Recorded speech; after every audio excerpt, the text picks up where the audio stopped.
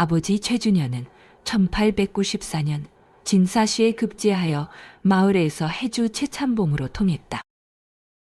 최승희의 위로는 큰오빠인 승일, 작은 오빠인 승호, 언니인 영희가 있었다.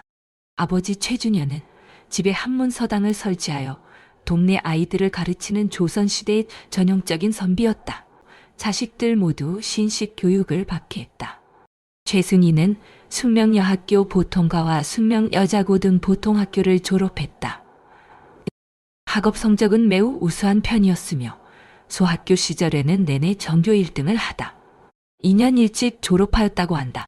그러나 최승희가 숙명여학교를 다닐 때 가세가 기울어 최승희는 장학금을 받아가며 겨우 학교를 다닐 수 있었고 하루 끼니를 걱정할 만큼 궁핍한 생활을 하였다.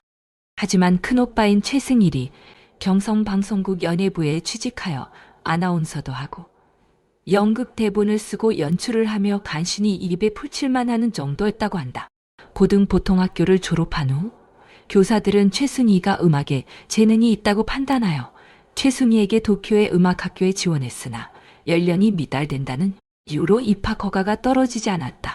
그러자 최승희는 교사로 취직하여 집안의 보탬이 되기 위해 명문대학교인 경성사범학교에 입학시험을 봤다. 100명 모집에 860명이 응시한 이 시험에서 7등으로 합격하였지만 입학 연령이 미달된다는 이유로 합격이 취소되었다. 이 소식을 듣고 최승희는 하루 종일 울었다고 할 정도로 크게 낙심했다. 알다가도 모르는 게 인생이라. 최승희가 경성사범학교에 입학했다면 교사로 평범한 일생을 살았을 것이다. 큰오빠 최승일의 권유로 일본에 대해 무용가인 이시이 바쿠의 문화에 들어가 무용을 시작하며 이시이 바쿠의 가르침을 받았다. 이때 조선에선 최승희의 집이 가난하기 때문에 돈이 필요한 최승희가 일본인에게 팔려 일본으로 기생이 되러 갔다는 헛소문이 나기도 했다. 최승희는 이시이 바쿠의 무용단에서 명성을 얻기 시작하였지만 이와는 별개로 이시이 바쿠의 무용단은 점점 망해가고 있었다. 최승희는 무용단에 남아달라는 스승의 간절한 부탁을 거절하고 경성으로 돌아와 최승희 무용연구소를 개설하며 독립을 하였으나 당시 조선에서 무용에 대한 인식은 거의 없었다. 설상가상으로 남편 안막이 일본 제국경찰에 구속되고 임신과 출산 후 후유증으로 죽을 고비를 넘기고 경제적 어려움을 겪자 결국 일본으로 다시 돌아갈 수밖에 없었다.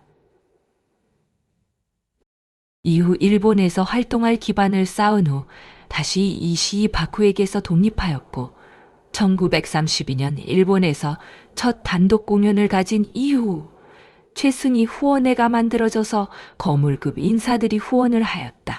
최승희는 지방의 춤꾼들을 따라다니며 전통춤을 배우기도 했다.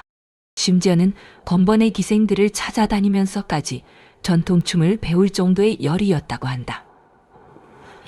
특히 한성준에게서 승무를 비롯한 전통춤을 배웠고 이를 바탕으로 서양춤과 한국춤을 결합한 신무용을 만들어냈다.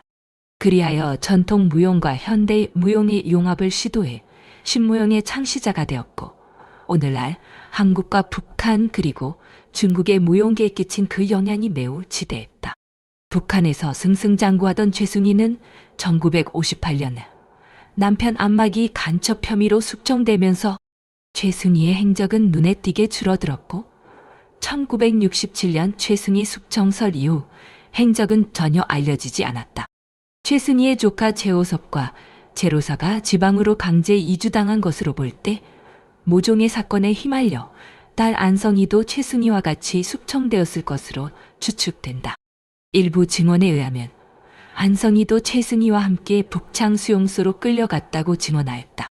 1994년 김일성은 자신의 회고록에서 최승희의 춤에 대해 호평하였는데 이를 계기로 사실상 복권되었으며 2003년 2월 9일 김정일의 지시에 따라 시신이 애국열사릉에 안장되었다. 2011년에는 최승희 탄생 100주년 기념행사까지 성대하게 열렸다.